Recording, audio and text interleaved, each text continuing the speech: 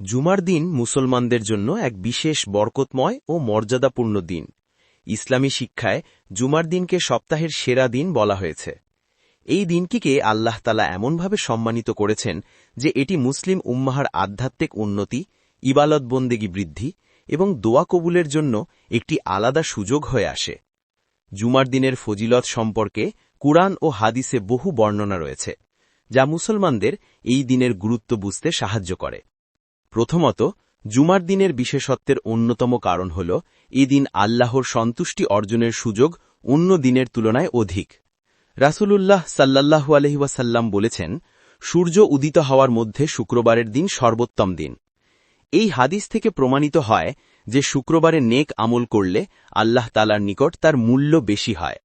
তাই মুসলমানরা এদিন গোসল করা, পবিত্র পোশাক পরা, সুগন্ধি ব্যবহার করা এবং মসজিদে আগে গিয়ে বসা এসব আমলে বিশেষ গুরুত্ব দেয়।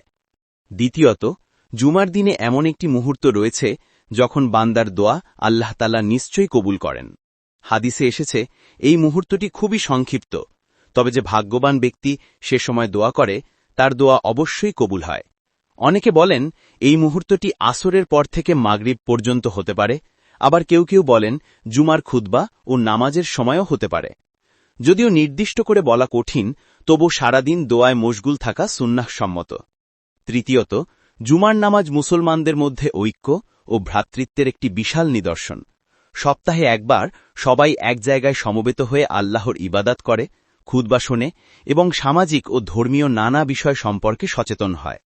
এতে সমাজে ঐক্য, শৃঙ্খলা ও সুদৃঢ় বন্ধন গড়ে ওঠে। জুমার নামাজ ফরজ হওয়ার ফলে মুসলমানরা একত্রিত হয় এবং ইসলামী শিক্ষা বাস্তবে আরও শক্তিশালীভাবে প্রতিষ্ঠিত হয়। চতুর্থত, জুমার দিনে সূরা কাহফ তিলাওয়াত করার বিশেষ ফজিলত রয়েছে।